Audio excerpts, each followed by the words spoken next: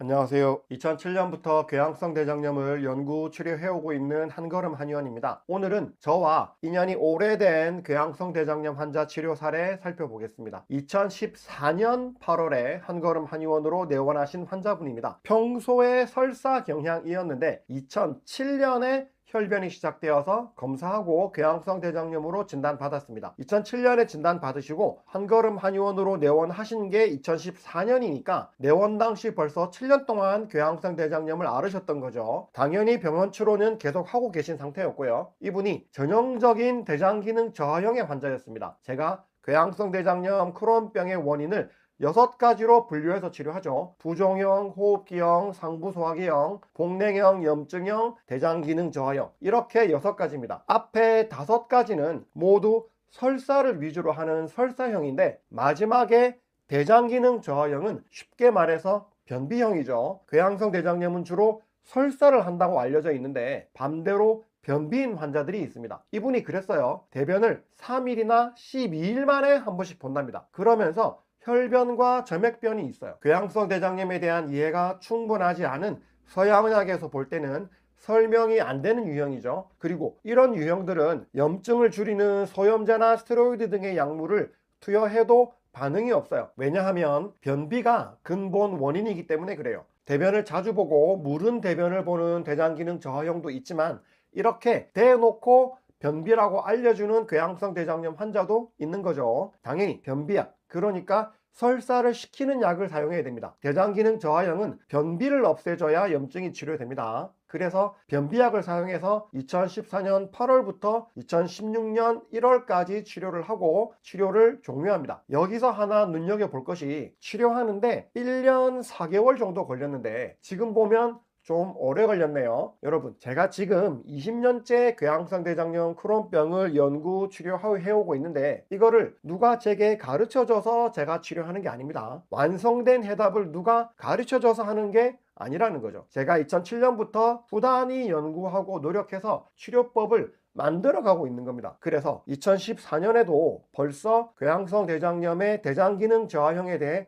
알고 있었기는 한데, 약을 사용하는 기교가 지금보다 조금 모자랐어요. 궤양성 대장염의 대장기능 저하형은 변비약의 용량을 지속적으로 조절해 줘야 되거든요. 2014년만 해도 제가 궤양성 대장염을 연구한 지 7년 정도밖에 안 되었을 때죠. 지금 보면 이때는 처방은 맞게 썼는데 처방을 사용하는 기교가 지금에 비하면 좀 모자랐습니다. 지금 치료한다면 이때의 3분의 2 정도로 치료 기간을 좀 더 짧게 만들 수 있을 겁니다. 그리고 이때는 아직 우리나라에서 대변 염증 수치인 칼프로텍틴 검사가 없었어요. 그래서 치료하고 효과를 확인하는데 좀 더 어려움이 있었습니다. 대신에 이때도 당연히 내시경 검사는 있었죠. 이쪽이 2012년에 실시한 대장 내시경 사진입니다. 대장벽이 충혈되어 있고 출혈이 있는 것을 볼 수 있습니다. 여기도 출혈이 있고요. 여기도 장벽이 많이 붓고 염증 때문에 헐어 있고요. 여기는 직장 쪽인데 역시 출혈이 많이 있는 것이 보입니다. 이쪽은 치료 막바지인 2015년 11월에 실시한 대장 내시경 사진입니다. 장벽에 충혈되어 있는 부분이 없고 혈관이 선명하게 보이죠. 당연히 출혈되는 부위는 안 보입니다. 직장 쪽까지 깨끗하네요. 이렇게 대장 내시경을 하고 치료를 종료했습니다. 그런데 2016년 1월에 치료를 종료한 뒤 얼마 지나지 않은 2016년 8월에 다시 혈변이 시작되어서 치료했습니다. 그런데 이때는 변비 경향보다 상부 소화기 문제가 많이 도드라졌습니다. 그래서 이때는 변비약으로 치료한 것이 아니고 상부 소화기 문제를 치료해주고 치료를 종료했습니다. 이 대목에서 제가 깨달은 것이 있죠. 저는 이때 벌써 궤양성 대장염의 원인이 여러 가지라는 것을 알고 있었어요. 하지만 이때까지만 해도 한 사람이 하나의 원인을 가지고 궤양성 대장염이 발병한다고 생각했었거든요. 예를 들어 환자 A는 부종형의 궤양성 대장염이고 환자 B는 호흡기형의 궤양성 대장염 환자이다, 이렇게 생각하고 있었던 거예요. 저도 한의학 교육을 받기는 했지만 서양의학적인 직선적인 사고체계가 아무래도 몸에 배어 있었던 거죠. 그런데 이 환자를 치료하는데 보니까 이 환자가 지난번에는 대장기능 저하형의 처방으로 치료가 된 환자인데 이번에는 상부소화기형을 치료하는 처방으로 치료가 되네, 이런 생각이 든 거예요. 이 말은 무슨 의미예요?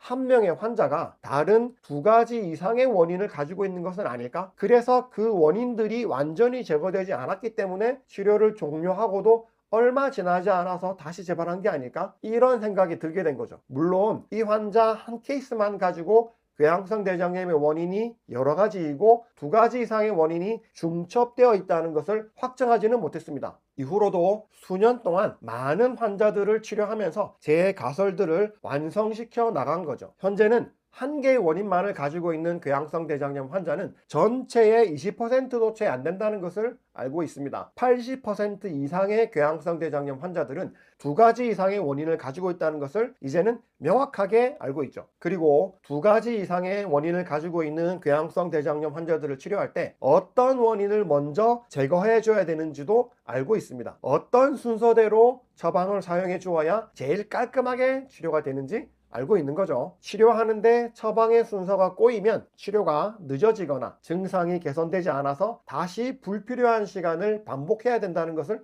알고 있죠. 그래서 이전과는 다르게 요즘은 처음 상담을 할 때 환자분에게 명확하게 설명을 해드립니다. 예상되는 원인으로 어떤 것들이 있는지 확실하게 이야기해드리죠. 그리고 어떤 처방을 어떤 순서대로 사용할 것인지 말씀드릴 수 있게 되었죠. 처방을 적절하게 사용하면서 어떤 일이 발생할지, 언제 검사를 하고 언제 내원해야 되는지 명확하게 말씀드립니다. 그리고 거의 대부분 제가 말한 그대로 치료가 진행됩니다. 제가 말한 그대로 치료돼요. 이 환자분은 그 뒤로도 2019년에 몇 달, 2020년에 몇 달 이런 식으로 가끔 치료를 하셨어요. 그러면서 저는 계속 같은 환자를 치료하면서 계속 원인과 치료 상황을 체크할 수 있었던 거죠. 이분이 몇 년 동안 연락이 없으시다가 2025년 12월에 다시 한번 내원하십니다. 그동안 잘 지냈다. 대변은 하루에 한 번이고 정상변이나 약간 무름변을 본다. 저녁을 늦게 먹거나 안 좋은 것을 먹으면